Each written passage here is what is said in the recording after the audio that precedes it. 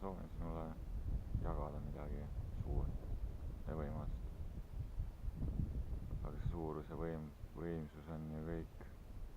väga suhteline ja tekitab palju küsimusi inimestes ja sinus. Ja looduses olles just siinsamas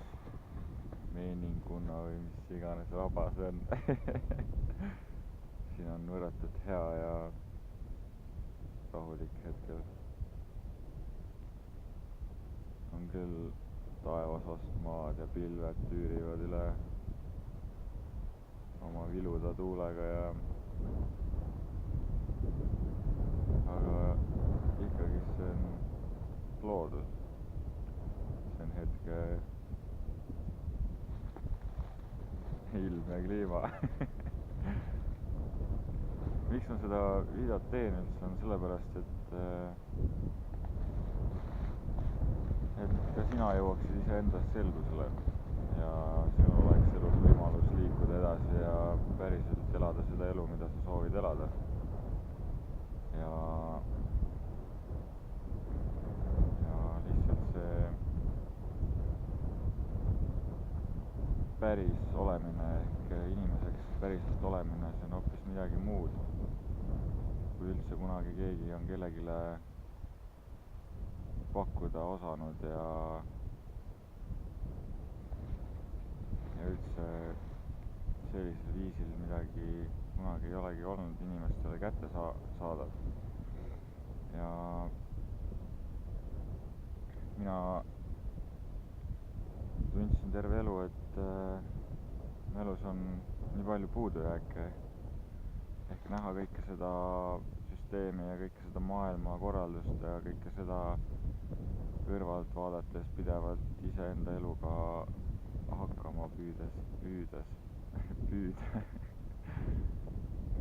saada ja siis oli mul palju küsimusi, miks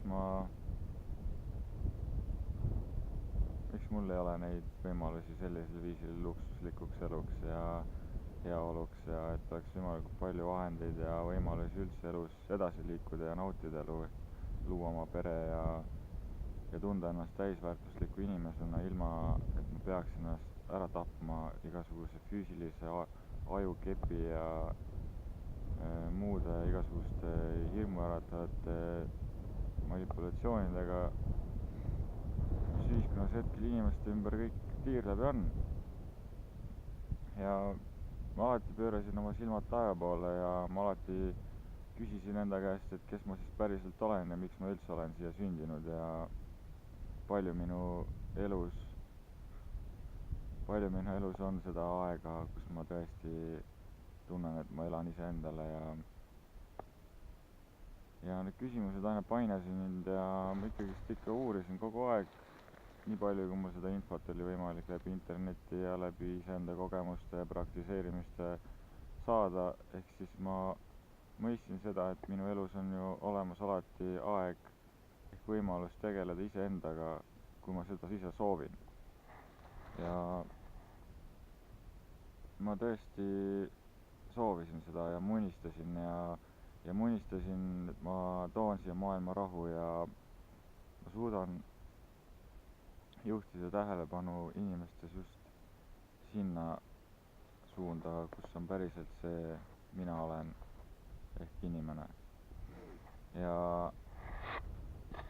aasta tagasi, põhimõtteliselt nüüd ongi aasta, kohe varsti saab aasta, kui minu elus algas ärkamise tee ehk ärkamine ja ma tõesti unistasin ja ootasin seda hetke, millal see kõik algab. Ma ei osanud mitte midagi oodata sellisel viisil, et mis see kõik endast kujutab ja nii palju, kui ma olen lugenud ja nii palju, kui ma teadsin igasuguseid asju nagu inimese olemuse kohta ja kõige selle kohta,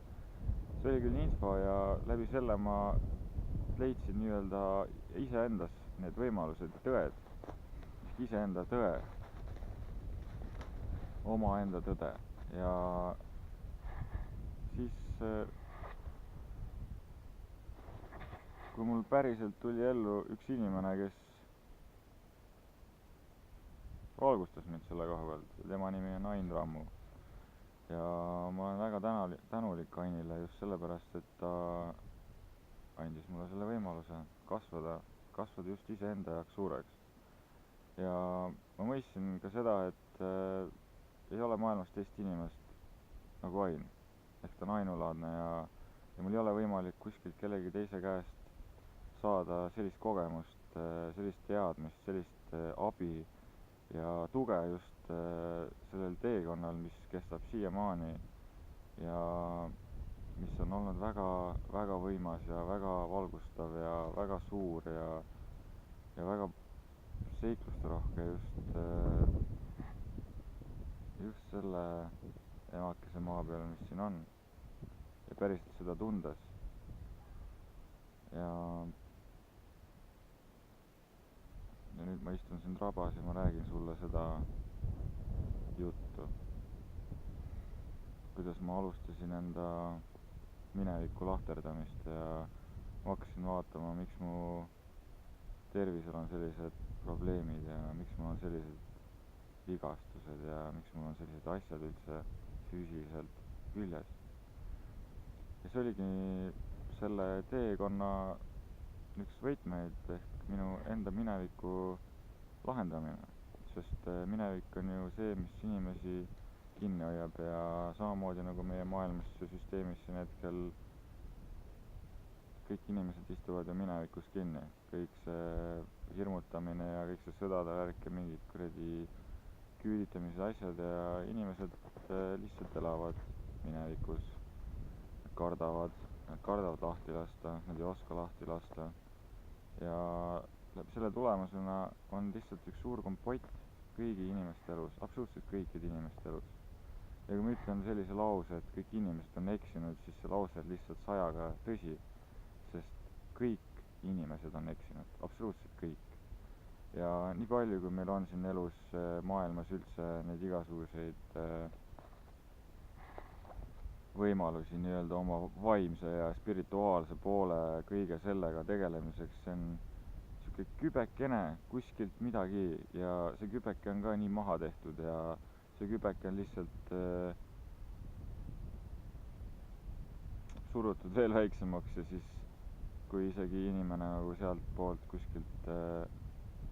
abi saab ja päriselt sinna spirituaalsusse, iseenda vaimsusesse ja kõigesse sellesse vaatab, siis inimesed ei mõista seda, hakkavad maha tegema ja toimub selline väga suur portsutamine, oma mõttemaailma tragistamine, milles kõik inimesed on hetkel kinni. Sest tegelik inimese olemus on ju puhtus, vaikus, kulg,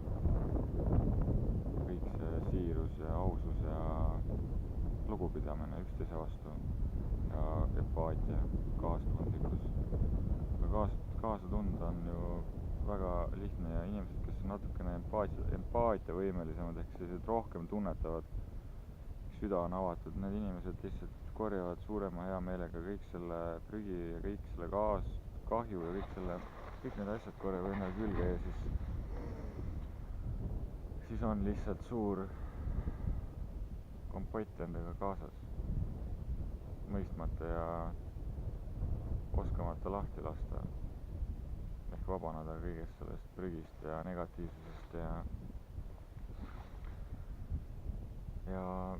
samamoodi mina ju alustasin iseenda mõttemaailma korda tegemist. Ma võtsin enda peakese käsile sellisel viisil, et ma hakkasin küsima enda käest, kust minu mõtted tulevad, sest inimestel ei ole õrna aimugi, kust nende mõtted tulevad. Ja kõik see mõtete mäng ja see iseenda pidev utsitamine just selle koha pealt, et ma ei saa endale järgi anda, sest kui ma ise endale järgi annan, siis ei ole ju mitte midagi siin elus teha, kui ainult pinguda ja viriseda ja haletseda ja